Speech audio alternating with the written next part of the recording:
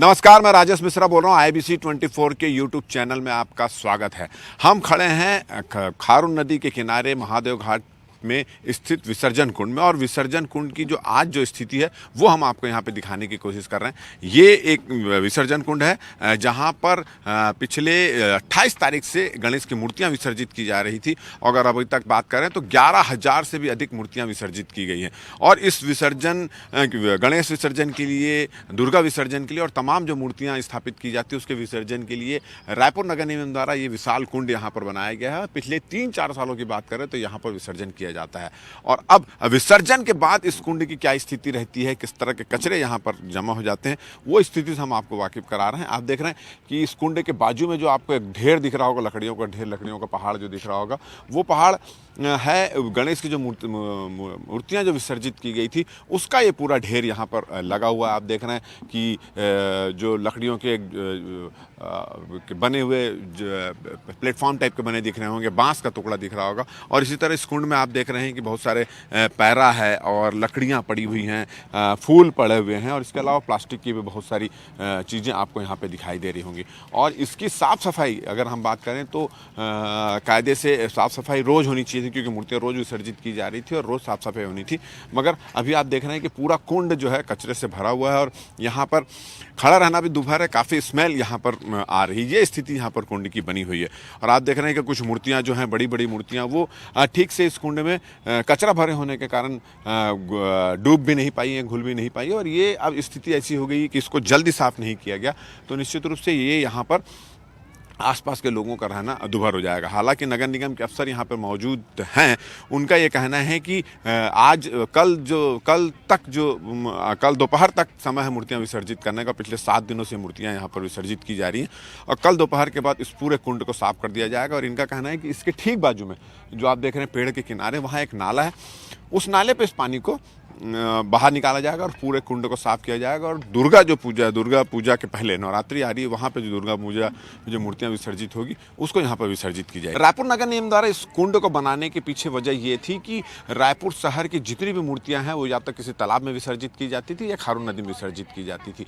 तो उसकी वजह से जो POP है, जो इसकी गंदगी है, प्लास्टिक है, ये तमाम कचरा जो नदी में जाम हो जाता था और उसके कारण नदी का पानी प्रदूषित हो जाता। तो फिर यह निर्णय लिया गया और ये विशाल कुंड यहाँ पर बनाया गया है।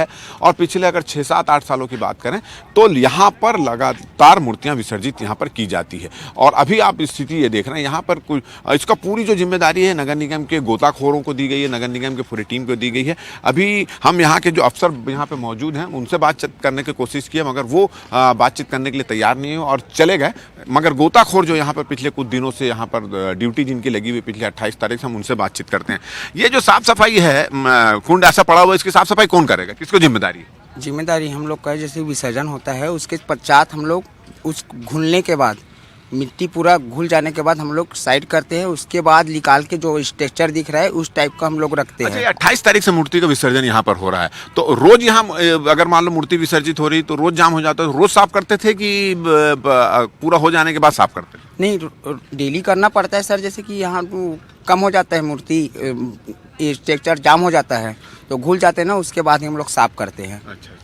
तो अभी कितने दिन से साफ नहीं हुआ ये अभी जस्ट का है, क्योंकि थके हुए हैं हम लोग, बहुत दिनों से आ रहे हैं। कल से पूरा सवेरे 5 बजे तक आए तो थके थे, तो बड़ा बड़ा जो स्ट्रक्चर था उसको निकाल दिए। छोटा बच्चा है जैसे। अच्छा, ये लकड़ियाँ जो पड़ी हुई है, स्ट्रक्चर पड़ा हुआ है, इसका क्या करेंगे? इसका वो नगर निगम प्रशासन जाने, हम लोग को उसका कोई जिम्मेदारी नहीं। पहले तो हम लोग अपने के लिए ले जाते थे, यहाँ काम करते हैं इसी के लिए करते थे, लेकिन अब वो अपना बना लिए है तो क्या। अच्छा, कितने मूर्ति विसर्जन के समय कितने लोगों की ड्यूटी यहाँ नगर निगम में लगी थी आप लोग गोताखोरों की? पहले कम लगाते थे, अभी मेरे बोलने से और दबाव के कारण थोड़ा 30 के शिफ्ट में 90 लोगों की ड्यूटी लगाते हैं यहाँ। अच्छा, ये बताओ कि ये पानी जो है अब इसको साफ करना है, तो ये पानी कहाँ छोड़ा जाएगा और ये पानी कहाँ जाएगा, आखिर कहाँ जाके मिलेगा? देखो, ये पानी जो है ना पहले नदी से ही डाला जाता है, और ये मूर्ति विसर्जन का कार्यक्रम खत्म हो जाएगा तो ये पानी चेम्बर द्वारा वहाँ तक जाएगा, अपना चंदनडी जो नाला नदी के किनारे में निकलता है वहाँ तक। तो आपने सुना कि ये जो नाले का नदी में पानी इसको भरा जाता है जब विसर्जन के पहले, और उसके बाद जब ये प्रदूषित हो चुका है पूरा पानी, अगर हम बात करें तो पूरा प्रदूषित पानी है, और यही वजह है कि इससे स्मेल भी आ रही है। अब इस पानी को जो बाजू का नाला है वहाँ पंप लगा हुआ है, उस पंप के जरिए नाले में जाएगा, और ये नाला के पानी नाला से होते हुए चंदनडी जाएगा, और वहाँ निश्चित रूप से कहीं ना कहीं नदी में जाके फिर से ये प्रवाहित हो जाएगा। तो कुल मिला के जिस उद्देश्य से इस कुंड को बनाया गया था वो उद्देश्य पूरा होता दिखाई नहीं दे रहा है, क्योंकि जो गंदगी यहाँ फैली हुई है उसको किनारे करके रख दिया गया, मगर जो प्रदूषित पानी है वो कहीं ना कहीं यहाँ पर महादेव घाट के पास तो नहीं, मगर आगे जाके कहीं ना कहीं नदी में वापस शामिल हो जाएगा। मगर कुल मिलाकर बात यह है कि एक तो ये जो परंपरा रायपुर शहर की बनी हुई है कि 5-5, 6-6 दिन तक गणेश की जो मूर्तियां विसर्जित की जाती है, उसके कारण लोगों को परेशानी होती है, और निश्चित रूप से इस कुंड की साफ सफाई भी उसी वजह से नहीं हो पा रही है। तो परंपरा ऐसी बननी चाहिए कि 1 या 2 दिन या 3 दिन कम से कम मूर्ति का विसर्जन होना चाहिए, और उसके बाद तत्काल बाद जो है इस कुंड की साफ सफाई भी हो जानी चाहिए थी, ताकि ये कुंड गंदा ना हो, और इसके पानी की जो निकासी है, इस पानी का जो विसर्जन, जो गंदा पानी है, उसका भी व्यवस्था कहीं ऐसी जगह करना चाहिए कि कहीं ना कहीं ये पानी जाकर वापस नदी में शामिल ना हो, और नदी का पानी को प्रदूषित ना करो मगर इसकी कोई व्यवस्था यहाँ पर नहीं की जा रही है। तो कुल मिलाकर हो ये रहा है कि जिस उद्देश्य से कुंड बनाया गया था वो उद्देश्य पूरा होता यहाँ पर दिखाई नहीं दे रहा है। तो खबर विभाग में IBC के YouTube चैनल में फिलहाल इतना ही। हमारा ये वीडियो अगर आपको अच्छा लगा हो तो इसको ज़्यादा से ज़्यादा शेयर करें, कमेंट्स करें, सब्सक्राइब करें, और अपने विचार ज़रूर हमको भेजें, ताकि हम इस तरह की जो चीज़ें हो रही है, इस तरह की जो वीडियोज़ हैं, हम उसको आपको अवगत कराते रहें। मुझे और मेरे कैमरामैन योगेंद्र मिश्रा को दे इजाज़त। आप देखते रहें IBC 24, हमारा YouTube चैनल। नमस्कार।